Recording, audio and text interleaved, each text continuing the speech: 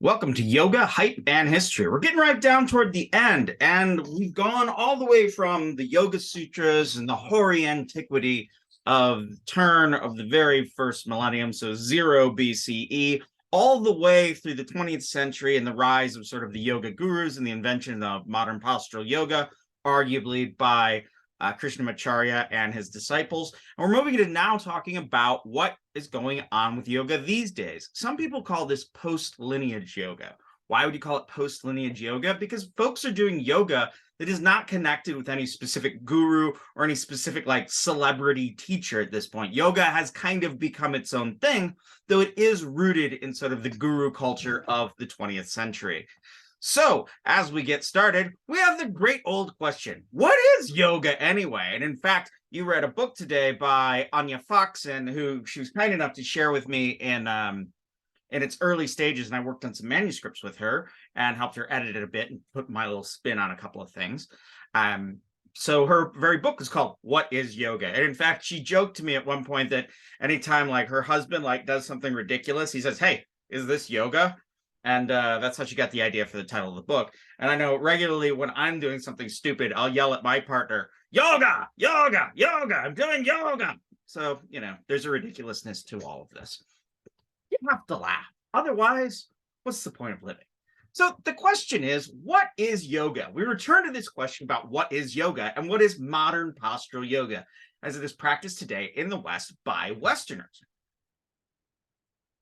On this, I will ask, to whom does yoga belong? Who is an actual authority on yoga? And who can be a yoga teacher? Let's remember, authority, to have authority, to authorize, to be an authoritarian, if you take it even further. So who is an authority on yoga? And who can be a yoga teacher? Is yoga actually religious? What do we mean by religion, of course, is always a big problem. And you're in a religious studies course where we will never really fundamentally answer that question in a satisfactory manner. What does it mean for yoga or a yoga practice to be authentic? What are the politics of doing yoga? What is cultural appropriation or misappropriation?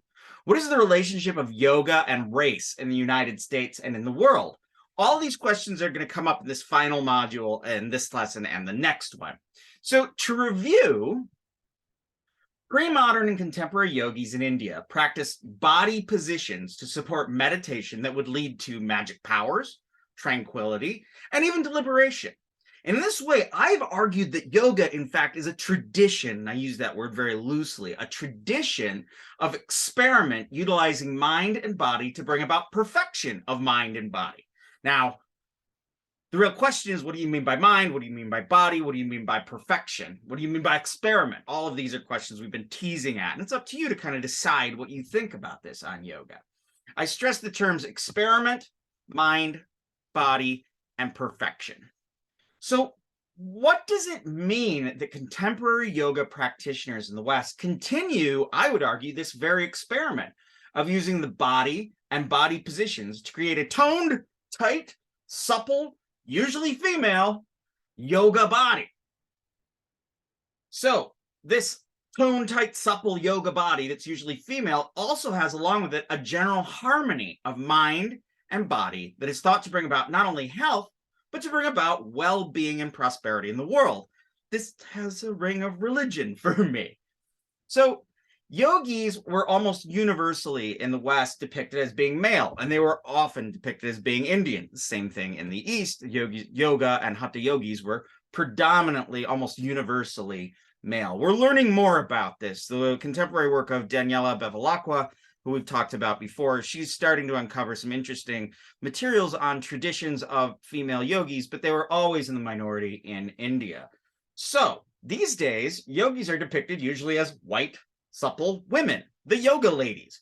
They even call themselves yoginis. You may remember that yoginis traditionally in India are animal-headed goddesses who swoop down out of the air and will give you magic powers if you are daring or eat you alive.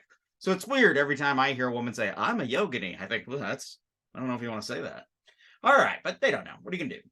So looking at the magazine Yoga Journal, which you can find at any supermarket and is arguably one of the most widespread publications on yoga, We can see that there's a shift that's happened in the last 20 years, and I think that's very well depicted in these two pictures I put up. So, in fact, in the past, I couldn't find a good contrast on this, but in like the 80s and the 70s, the yoga teachers and the yoga figures were generally male. These days, the majority of figures in the yoga journal are women. Although we are starting to see more women of color and of different shapes and not all skinny white ladies, but one can still detect a bias when you really look inside of yoga teachers as male. So, I was thinking about this and I read through like a couple of years of yoga journal a couple of years back. And I noticed that while there was almost all women being pictured and the occasional man, it was like when you saw a yoga teacher, it was like 50%. So you have like 98% of yoga people depicted are female, but 50% of the teachers were female. In other words, 50% of them were still male. And in fact, it's not a proportional shift of the people who do yoga and people who teach yoga. There are still quite many more. I don't know if there's many more male yoga teachers, but the big authorities of yoga still tend to be pretty male. Hey, it's everywhere. It's patriarchy. All right, so according to one survey in the 2000s, 85% of American yoga practitioners were or identified as Caucasian, and 72 to 82% of them identified as women. This bears out if you walk into any yoga studio, so perhaps this representation isn't far off. If you go to a yoga studio, you will see predominantly women there. So looking at Yoga Journal in recent years shows a conscious effort to have more women of color and of different body types. But the idea of the tight, supple, white yoga lady still remains. And this more inclusive vision of more people of color and whatnot is still quite aspirational in the way people think about yoga. I would like more people to think about yoga as being about BIPOC people and people of any size and body shape, but still the white yoga lady remains. All right. But is this yoga, this modern postural yoga, religious? Always an interesting question. Think about the way that, people talk about yoga, and they talk about materializing and manifesting their visions, doing their vision boards and whatnot, visualizing their successes, and talking about the balanced mind bringing prosperity in the world. This is yet another tradition of experimentation using the mind and the body. In fact, to me, a lot of it sounds like harmonial religion, as Foxon argues, and it also sounds quite a bit like New Thought. That is, think positively and grow prosperous, which is an outgrowth of Christianity and the prosperity gospel that says, if you are balanced interiorly and think well and are aligned with God, then you will grow rich. Okay, the typical yoga person in the USA is white and female. We must also note that middle class and upper class Indians are doing the exact same thing. So modern postural yoga, as it's practiced in the United States, is now being practiced in India in sort of elite urban environments. You'll see yoga classes, the yoga teachings that you see in modern postural yoga. The question is, do they get that right from Krishnamacharya, or do they get it from Indians who are trained in the United States and then come back to India? I would argue it's the latter. So what is the role of commodification in the history of yoga? I had a professor who was working on the commodification of Tibet. And I asked him one time when I first met him, what do you mean by the co-modification of Tibet? I was like, does that mean Tibet and the US are co-modifying one another? And he's like, no, it's like, look at these people buying these prayer bowls. And by the way, the Tibetan singing bowl cannot be found in Tibet before about 1970. So the Tibetan singing bowl, thought to be the archetypal thing of Tibetan culture, is in fact relatively recent. Anyway, so commodification is turning an idea, especially a religion, into a commodity, to monetize an idea. Now, yogis did not traditionally, like in the past in India, they didn't sell their own like magic brands of loincloths or trademark yoga staffs or book stands or whatnot. But yogis in the past, throughout history, would solicit donations for their blessings, and they would sell amulets and even alchemical substances, so little pills and concoctions and whatnot, in order to make money. Plus, they would sell their mercenary services to kings. As we saw, the yogis were mercenaries. These yogis were not averse to commercial ventures, but what we're seeing now is a sort of mass commodification of religion and of yoga. So there's like an industry of yoga and yoga products, yoga classes and yoga products. I was in Mysore one time with a friend of mine. We went out to the yoga place where all the Mysore people are out in Gokulam. And I saw 3 women walk by, and each one were wearing more in like their tops were worth more than the average Indian around them made in a month. And it was just like, I was like, I can't, how are you doing this? How are you walking around? And then another, my friend Milena and I, she was doing a little bit of yoga and then in Mysore, and then stopped doing yoga and ended up just hanging out in Mysore, which is where I met her. I was doing research in an archive at that time. And she and I would sit at this rooftop garden and say, pepperoni pizza with sausage on it. Oh my God, a bratwurst. Oh, I could so desperately murder a chocolate chip cookie. And she was telling me she was out in Gokulam eating one time, and she heard these yogi people being like, oh, lemon tea latte, oh, herbal celestial seasonings. And then this is the one that gets me. Oh, I miss green goddess salad dressing. So, we all crave different things. But why do I bring all this up? There are certain commodities, there are certain products that are associated with yoga and yoga lifestyles. Whereas my friend Milena and I were desperately hungry for sausages. These we're both Americans. These, people who are probably also Americans from the Bay Area of California were dreaming of green goddess salad dressing. But that sort of tracks in the yoga brand. All right, so one of these things I just mentioned is that yogis were not averse to making money.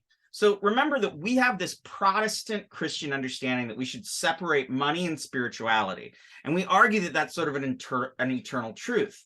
But that's not even true about Protestants. When you look at how churches works or how the Protestant publishing industry works, there's plenty of ways that religion is connected to making money. Sociologically, religion is a marker. It's something that you use to, hold on, let me phrase this differently. Sociologically, in time, in the 20th century, in the spiritual marketplace, religion has come to be something that you choose. It's not about your family or your clan or your regional marker, as it always was in the past. In the 20th century, people began to pick and choose from whatever sort of spiritual or religious ideas would best fit them in order to optimize their lives. This is new.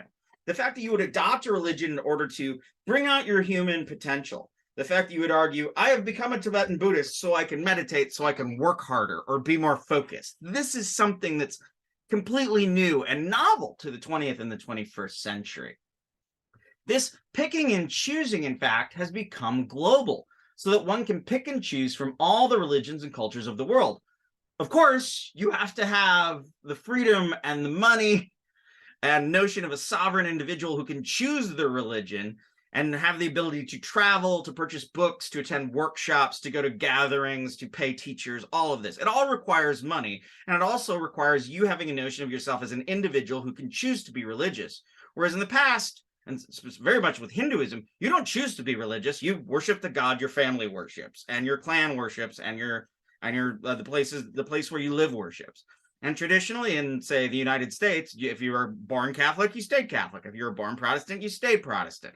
There wasn't a lot of conversion back and forth. There wasn't a lot of picking and choosing. Some have argued that this is why there's a decline of traditional religious affiliations, is because people just have more options, and the notion of the individual as a sovereign self who can choose religion. But think about it. Did you choose your religion? My parents told me at one point that they chose to be Christians because they looked into Hinduism and you could come back to life as after death as a worm. So they thought that was a bad idea. And I had this idea as I was a kid, like they looked through all these pamphlets and went, Christian. Not really. That said, my family was called to a greater commitment to evangelical fundamentalist Christianity in the 1970s after Billy Graham's crusade for Christ that my uncle attended. Anyway, so yes, spirituality is connected to money. And we find that the SBNR, which is a marker for spiritual but not religious, we'll read about this a little bit more in the next reading, but spiritual but not religious folk are particularly good at deploying money to scratch the spiritual itch. So where there once was a religious need that was met by religion, now there's a workshop. Now there's a yoga retreat. Now there's, and for that matter, now there's an ayahuasca ceremony that you'll do with a traditional shaman, whatever that term even means at this point. Remember that these SBNR folks, these spiritual but not religious people, is a religion of its own right. It's a religious position of its own right. Okay, this is all about the global marketplace. And what's interesting about this is that it goes across the world and the flows of global capital. So neoliberalism and the individual. You might have heard this term before. I'll give you a quick crash course. I get a little irritated because I feel like everybody claims everything on neoliberalism and I never learn anything new. And somebody says, it's neoliberal. But I have a point here. So neoliberalism argues that the individual is the most important entity and that individuals are free to self-govern, self-cultivate, and self-help. Economically, this means that there should be no regulations and the pursuit of capital should be global and unregulated. Prior institutions that regulated and governed individuals, and you can think of companies here as individuals as well, these prior institutions that regulated and governed companies and individuals are deregulated so that individuals can be free to extract capital wherever they may find it. In reality, this means that certain individuals, namely Westerners who are wealthy, or capitalistic, or technocratic, who have great skills, are free to exploit anybody else wherever there's an opportunity, especially those who are Eastern or non-Western, non-wealthy, uneducated, and unskilled. So yeah, the Elon Musks of the world. This individual is an entrepreneur who sells, but also buys. Arguably, yoga types are resistant to the status quo of the neoliberal system. They're like, oh no, it's not all about money. It's not all about prestige and whatnot. But in time, we see that they just buy and sell differently. They consume in different manners. But what does all this neoliberalism sound like? It sounds like modern yoga folk. They borrow whatever type of yoga they want, and they consume it as a product of their own. They consume it outright. All this is done in the purpose of well-being and optimizing human potential. But there is not really a concern for the traditions or what is consumed. This modern yoga person does whatever yoga they need in order to become more flexible, more healthy, and more potent. The only thing that is really important to the neoliberal religious person is being better. And being better is in fact the ideal of the spiritual, but not religious. Being better is thought to be the universal opportunity for all humans. Though in reality, being better and bettering yourself is really only available if your other needs are being met. It's hard to be a very poor person struggling to eat or get health care and think about how to best optimize your mind and body. The religion of neoliberalism has one ideal: better. And that better is about more, and it's about more efficient. So what about white ladies?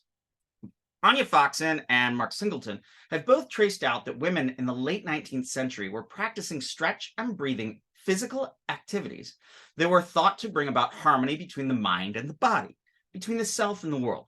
It looks like yoga. It's like they're doing jnana, meditation, asana, body position, or pranayama, or breathing, but it wasn't. This early forms, what Foxen and Singleton call harmonial religion, had never heard of yoga. So they were doing yoga before it was yoga in many ways. In fact, they were doing the ideology of modern postural yoga in the 20th century, back in the 19th century, before any yogis had been in contact with anyone. This type of practice was also connected to what has been called harmonial religion. Remember that yoga means yoking or hitching or joining, or to put it into another word, making harmonial, making harmonious, joining together. This physical culture was ready to have yoga grafted upon it. It was the place for this male-oriented yoga of hatha yogis to come to rest. Furthermore, there's a long-standing exotification of the East as the source for all that is primal, authentic, genuine, and so forth. So you have a physical culture of stretching and bending. Then you have modern postural yoga started by Pattabhi Jois. Then they bring that stretching and bending yoga, and women are like, oh yeah, we already know how to do this. We're already doing this thing. We have this space prepared, and it took off.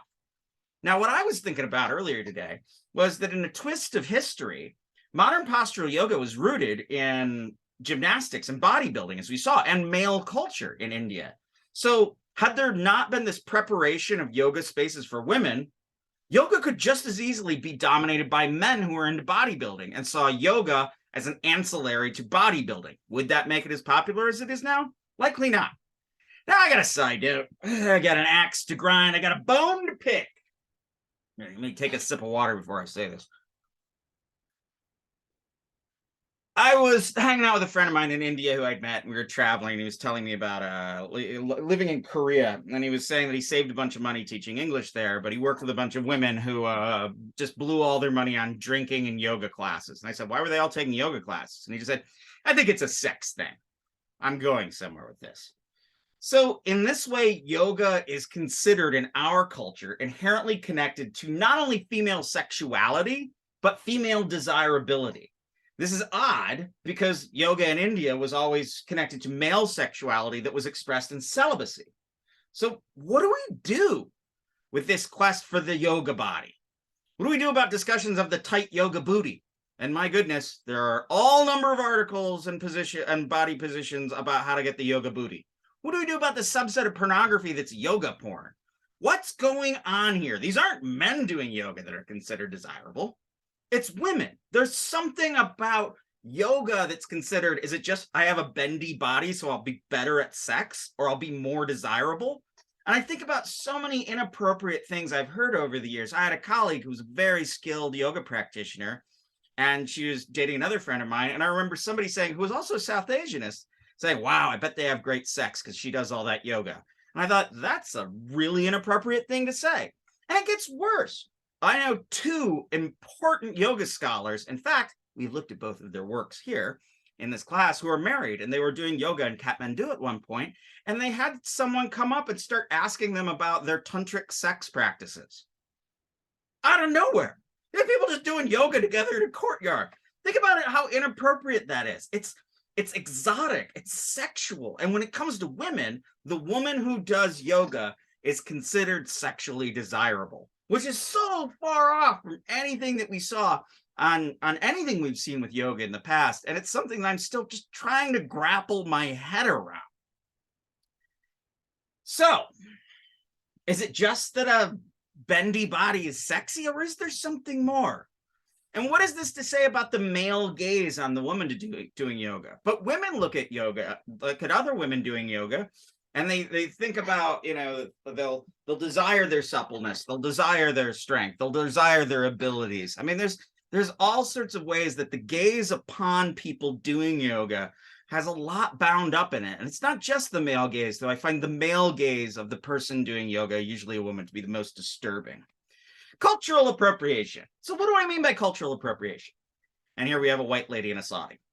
Cultural appropriation is usually stated and described in a derogatory manner. So negative cultural appropriation is when a person takes up cultural capital, a cultural object, so a practice, a dress, a language, and so forth, and claims it as their own, disregarding the history of the culture and the genealogy of this cultural capital. It is when folk take up cultural elements and do not respect the culture where it comes from. Now, arguably, there might be a type of positive cultural appropriation. We'll talk about that a little more in the next lesson.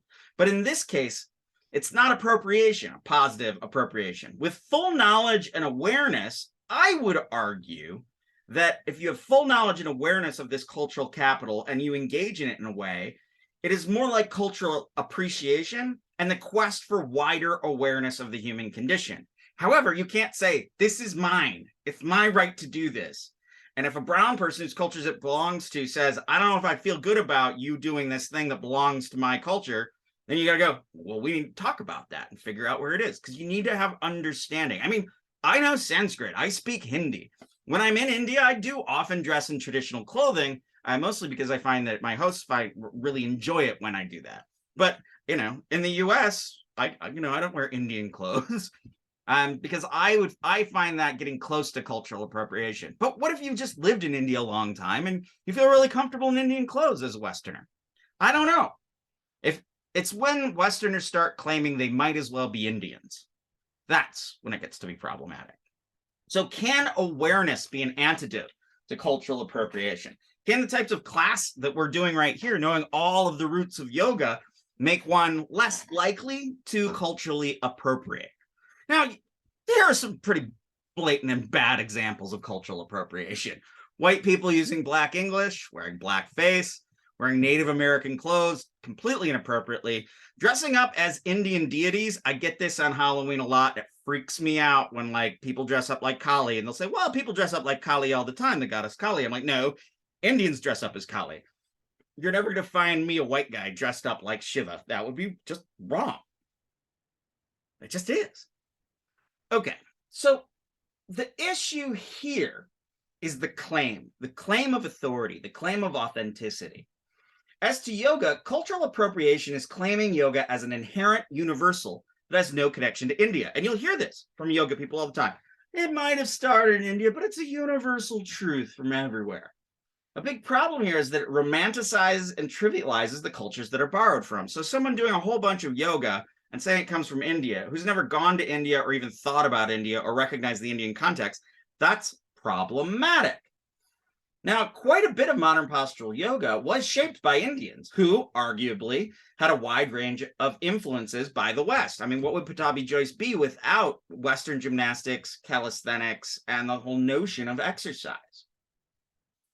So when one acknowledges the roots and the origins of blah, blah, blah. When one acknowledges the roots and the origins of practices, then it's not cultural appropriation. It could be this cultural appreciation. However, don't take my argument of cultural appreciation as a blank check to kind of just do what you want with other people's cultures. Be careful with other people's cultures, and remember, they're not yours. All you white people, this white person, it's not your culture. Okay, so is it odd for me to know Sanskrit and be an expert? Can only an Indian work with Indian texts? This is a bad faith argument. The problem with yoga is that it is a tradition of experimentation and innovation. So you can't really separate out the East and the West. But you can't deny either the influence of both or either. I didn't say that right. The problem with yoga is that it is a tradition of experimentation and innovation. So you can't really separate out East and West, but you can't deny the influence of either or both. I would argue the problematic cultural appropriation in yoga is when Western folk claim yoga as 100% from India. Yes, that's a part of it. It is unchanging. It is 5,000 years old. And that these Western folks that are teaching the exact same yoga as the sages have taught since time immemorial. Now, an Indian guru making this claim is less problematic, even though it's still false, because as we've seen, modern postural yoga is only about 120, 130 years old. The problem is claiming yourself as an authentic representation of a culture to which one does not belong. The question remains, if Westerners teaching yoga are taking up a space where an Indian should be, well, that's problematic, because there aren't really that many Indian yoga teachers. Plus, modern postural yoga is not wholly Indian. It seems that a clear knowledge of history, such as we found in this class, can bridge this gap so that India can be respected and the West can be respected. Because when you're looking at yoga, you have to look at the East and the West. They are inherently connected. To me, a more curious space is the noticeable absence of people of color. But this is not universal. And to just argue that it's only white women doing yoga is false and is against the data. I know plenty of people of color that do yoga. But why is modern postural yoga associated with white women? And despite the increasing amount of BIPOCs practicing, why does this white ladies stereotype remain? So who owns yoga? Christopher Miller, who I just met the other weekend, argues for two strands of yoga in India. And the picture over here is of the current Prime Minister of India, Narendra Modi, who is himself a fundamentalist Hindu. Okay, well, in 2022, he was a fundamentalist Hindu. Maybe he'll have changed. It's hard to say. I doubt it. All right. So the two strands of yoga understanding in India are, one, elite Indians that share a universalist vision or religion that's universal of yoga for everyone. Then there are also nationalists, people, and when I say Hindu nationalists, these are the people that believe that India should only belong to Hindus, that India is a Hindu nation, ignoring its rich religious history and its rich diversity of population. Nationalists will claim that yoga is 100% Hindu, and claiming it as Hindu, they claim it as belonging not only to their culture, but to their nation. So in the second category, we find people like Narendra Modi and the BJP, the Bharatiya Janata Party, which is in power now in India, and they are Hindu fundamentalists. They tout yoga as essentially Hindu and as the universal solution to all manner of ills in life, And they say that yoga is India's gift to the world. Now, in the United States, we have organizations like the HAF, the Hindu American Foundation. They started a campaign a little while back called Take Back Yoga, arguing that yoga can only be taught in the context of Hindus and in the context of Hinduism. I don't know if they argue that only Hindus can teach yoga, but they would say that yoga is inherently, and in the West, and as it's practiced in the West, is inherently Hindu. So this organization aims to assert Hindu dominance over all things Indian and South Asia. Generally, they want to assert dominance over anything that is not Muslim. It is backed, the HAF is backed by right-wing Hindu fundamentalist groups in India. The HAF can also be found in many college campuses. The problem is not supporting Hinduism by any means. That's not an issue. It's not playing up Hinduism. That's not an issue. The problem is the erasure of all Hindu aspects that don't align with their vision of contemporary Hinduism, and also the rampant anti-Islamic stances. The problem with both these claims, the first and the second, is that yoga is both Eastern and Western. And all of this is an argument about authority and authenticity. These groups claim to own yoga based on their Hinduness and their Indianness. And Indianness is thought to be the same as Hinduness, which is deeply problematic. But the yoga that they claim is actually modern postural yoga, which is always changing. It's ultimately hybrid. It didn't exist before 1890, arguably, and it's definitely not what the ancient sages were doing when they talked about yoga. It was always hybrid. It always will be hybrid and changing. So there's an interesting legal case in the United States of Sedlock and Baird in 2003. You can look at the work of Candy Gunther Brown. I gave you a few articles by her to take a look at today.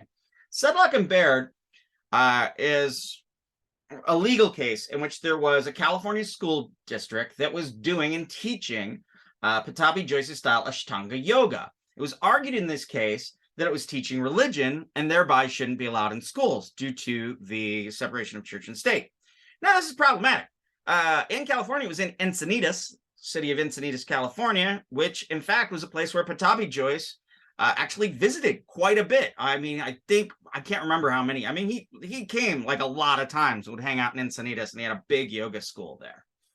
All right, so I would argue that in the moment that Hindu fundamentalists asserted the claim that yoga is inherently Hindu, then it's Hindu. If a Hindu says it's Hindu, it's Hindu. That's all I need. Now, yoga does belong to all of the religions of India. There's traditions of yoga in Jainism, Buddhism, even Islam for that matter. And the Jois style, Pattabhi Jois's style, going back to Krishnamacharya, may have been taught by Hindus, but it wasn't about religion. Even those teachers said it was about exercise and health. So the judge ruled that the school did not set out to propagate religions by teaching yoga. However, the practice of yoga was inherently religious. So take a look at Candy Gunther Brown's stuff. She's out of University of Virginia. In fact, we also see to this day some very interesting discourse in the world of Christianity, where some Christians say that yoga is a way for demons to get into your body.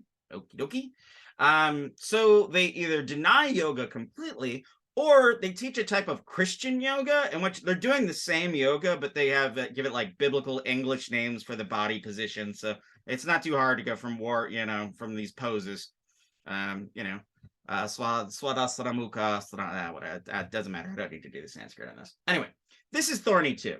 Now, in fact, a prior Catholic pope argued that yoga is anti-Christian, but the current pope has said that yoga can be practiced by Catholics as long as it's done as prayer. So there's all these ways that people are taking yoga and grafting it onto new religious contexts, which makes you wonder, is it just about the body positions, or is it about its tradition in India, or is it about health, or really what I think it's all about is science? People believe it's useful, it's helpful, and it's exercise, and thereby that will be the ultimate authority. Whereas once upon a time when yoga was taught in the 20th century, it was all about going back to the ancient Indic sages. These days, it's all about going and doing things that doctors can verify are healthful. Selling yoga. Well, the mechanics of marketing yoga, in fact, or marketing anything, is not so different from religion. In fact, there was an interesting experiment in the late 20th century in which a bunch of marketing professors decided to start a church. And they surveyed all of these people about what they wanted in a church. And they ended up not talking about the doctrines in any way. They talked about the buildings. And they found that people wanted large buildings, specifically with a whole lot of parking lots. And you'll notice if you look at churches built throughout the 20th century, the parking lots get bigger and bigger and bigger. So they found that what is appealing about going to a church sometimes is location and parking, not any particular message. Is there anything wrong with that? I don't think so. It's just the way it works. And it did work. In fact, the churches that they contracted with got significantly more people coming with their larger parking lots. Build it, and they will come. All right, so yoga is considered a brand and a lifestyle. You want to be the kind of person who does yoga, who wears Lululemon, who shops at Whole Foods, who doesn't eat a McDonald's Big Mac. It signals health and openness. But it is also a marketing category to sell not only more yoga products, but all the sorts of yoga lifestyle products, the leggings, the shirts, the mats, the water bottle, all of these things that we've never seen in a Sanskrit scripture, but we sure as heck see in all sorts of yoga catalogs. If you look up Goop, Gwyneth Paltrow will send you plenty of stuff associated with yoga somehow. So when thinking about religions, I want you to remember that religions are social institutions. We think about them as being these things that are like universal, on high, that are handed down, but they're social institutions. I would argue that modern postural yoga is a religion when folks get really serious about it.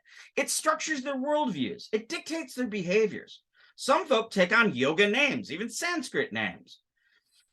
Folk donate their money and their time. They structure their community and their social spaces around other people that are involved in yoga. They even get insular about their yoga community, only hanging out with other yoga folks. I usually argue that religion is about interacting with invisible beings, but I do think this is true about modern postural yoga too. These invisible beings aren't angels or gods or whatever. They are in fact the highermost realized self, or an abstract force, or the invisible beings of the future or the past. There is like a vague sense of the numinous invisible that one is communicating with when one does yoga. Yoga becomes a sort of all-purpose way to do religion. But religions need money. They need teachers and clerics. They need spaces. They need communications. All these are needed for any institution to thrive. And modern postural yoga does all of these things. This is not unique to the USA. In India, Baba Ramdev is a Hindu fundamentalist associated with lots of powerful politicians who has a huge following. He's on TV every morning teaching, housewives how to do yoga. And he has TV programs, products, medicines, trainings, activities. All of this is harnessed around yoga as the universal cure for all life's ills, but also harnessed to the fundamentalist notion that yoga is inherently Hindu. The real question is not if yoga is being commodified. Everything's commodified these days. And these days, everything's commodified. The question is, who is commodifying it and to what end? I mean, remember Krishnamacharya and his disciples spread yoga to not only help themselves, but to spread this exercise to the world. Remember John Friend, a great capitalist and yoga teacher. He tried to link modern postural yoga to a potent form of alternative religion, namely Kashmir Shaivism instead of yoga.